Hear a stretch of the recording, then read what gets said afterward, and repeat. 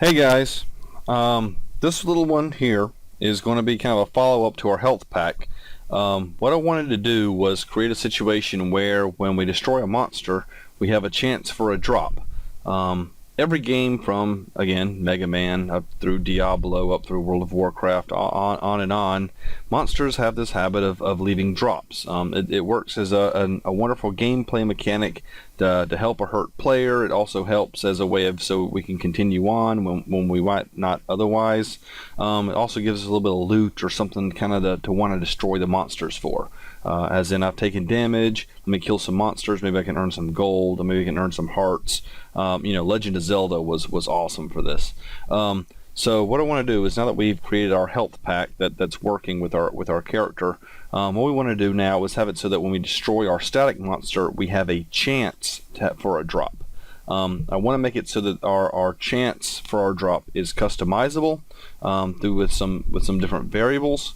But at the same time, I want to make sure that it'll have a chance to drop, but it won't be 100%. We want to add a little bit of a probability in there, so it's not a 100% assured thing. That adds for a little more or varied gameplay mechanic. So what we want to do is there's going to be some changes to some of our different objects that we're going to have to go through. The first thing I found was a slight bug in our code from when we started to now. And the first thing I discovered was that when we were playing our game and we're shooting stuff now with our bullets, our bullets are now, as you can see, they're starting to collide with our monster. Are they still doing damage? Yes, as in a matter of fact, our monster will die one of these days from our bullets.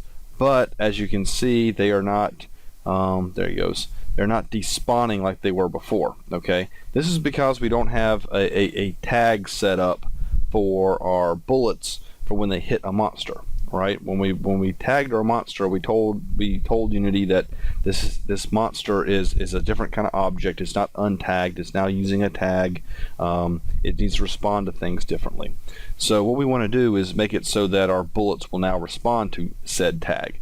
So let's go to our project, go down to bullet, where it says FSM here, hit the edit button, and now when we go to Playmaker, you'll see it's going to say bullet FSM prefab. And if we look, we have our collision event here where it says collide tag untagged. What we want to do is just want to go ahead and say copy action and then paste action, say before.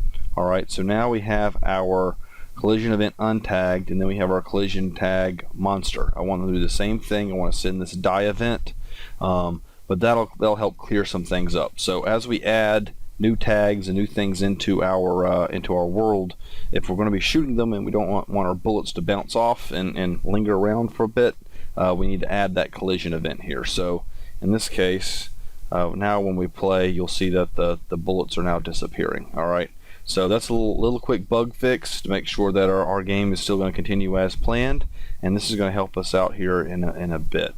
So getting back on task, going back to our static monster, what we want to have happen now is we have our check per hit, and then it goes to our health, and then goes back to our check per hit. So every time it got hit, it's going to count off some hit points, and then it's going to go over here and it's going to destroy self. So what we want to do is, to make this thing drop, is we need to make a drop happen somewhere between after it takes a hit and dies and before it destroys itself. So what I'm going to do is I'm going to add a state. Okay, I'm going to go ahead and add a state, and this state is going to be, I'm going to call this drop. Let's just call this drop math. Okay, or a better way of putting that would be drop chance. Okay.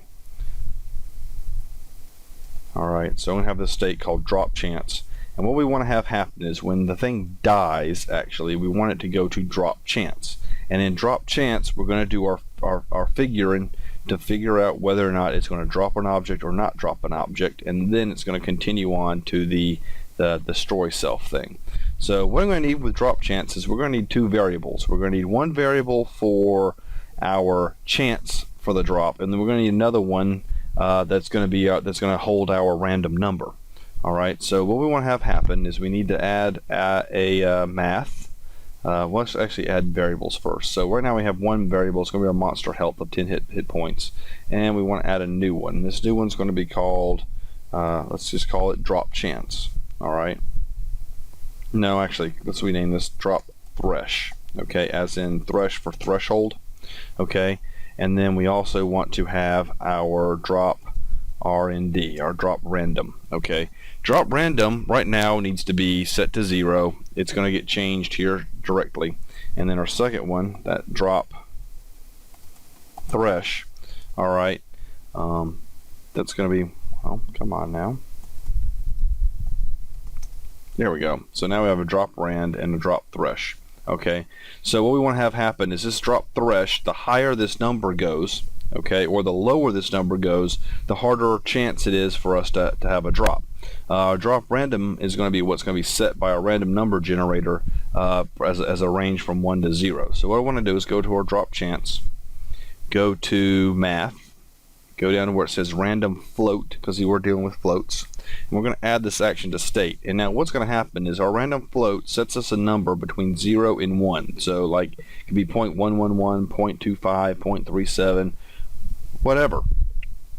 But just gives us a random number between 0 and 1. Okay, this is really easy. It's like 0% to 100% chance, and that's what we're kind of wanting to do to keep our math simple. We want to store that within our drop rand. Okay, so that's the first thing we want to have happen is give us a random number between 0 and 1, and then we want to do our float compare. Okay, that's going to be under logic.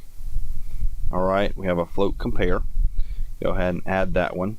And what we want to have happen is our float 1, okay, needs to be that drop rand that's going to be newly assigned, and then our float 2 is going to be our drop thresh. Okay, now for testing purposes, what we want to have happen is let's leave let's set or leave, I should say, drop thresh at 0. Okay, so that 0 of the drop rand and then the drop thresh will be 0, and our tolerance, leave that set to 0. And what we want to have happen is that whenever our number is equal to 0, okay, or less than, we want to have a new event. We want to have something happen, and that thing is going to be called drop. Okay, so we want to make sure that our drop happens. So let's set a new state. Create this state called drop. Okay, and then add our transition drop, and then drop is going to go right here to drop. Okay, so let's just keep adding these on out. So our drop chance, right now we have a random float of 0 to 1, and what I want to have happen is every time it's 0 or greater than 0, okay, I want it to drop.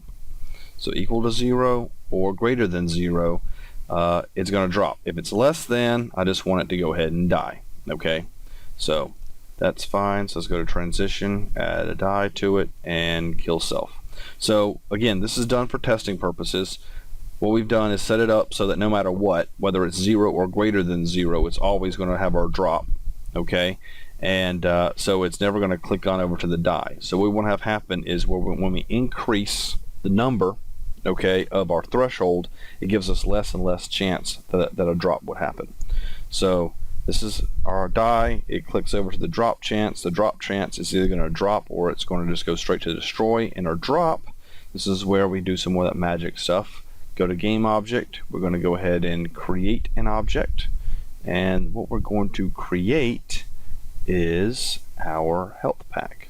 Okay, we'll end up having to change this thing later to a prefab. For the moment, we just want to go ahead and add our health pack into the game.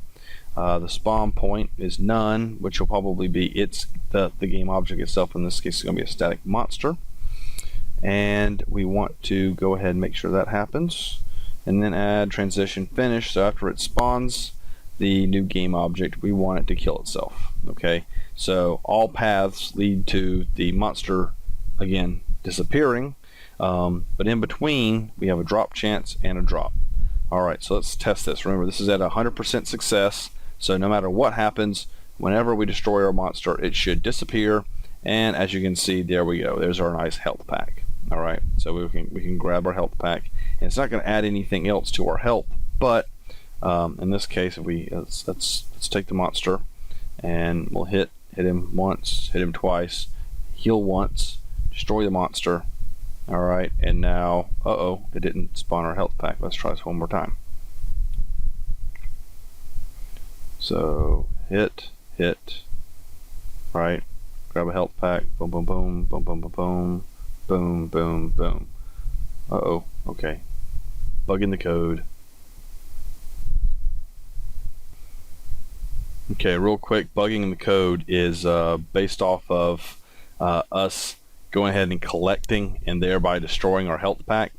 Again, it comes down to this thing being a prefab. It really needs to be a prefab in order to function correctly. So if we go ahead and take our working health pack, drag it down into our project panel so that it's now a prefab, right? Turns nice and blue. Now I go to our static monster and our playmaker here, right? And go and edit that. So now we have our drop. Our drop needs to be the health pack. Make sure that's an asset, not scene health pack.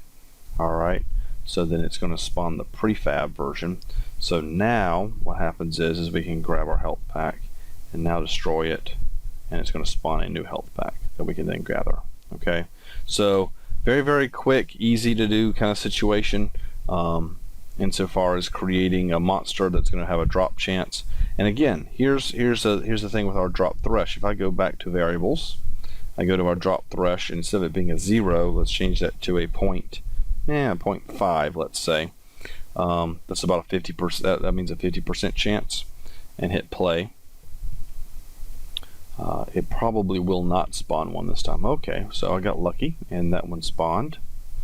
So I get lucky twice in a row, right? This is like flipping a card, heads or tails. Ah, see, so there you go. That one, that was a 50% chance, and it didn't drop one. All right, so I figure that's pretty fair. You know, you kill static monster, you get a little health point, or maybe you don't get a health point. Nice kind of way of balancing it. But again, it opens it up for gameplay customization. All right, so moving right along to the next one.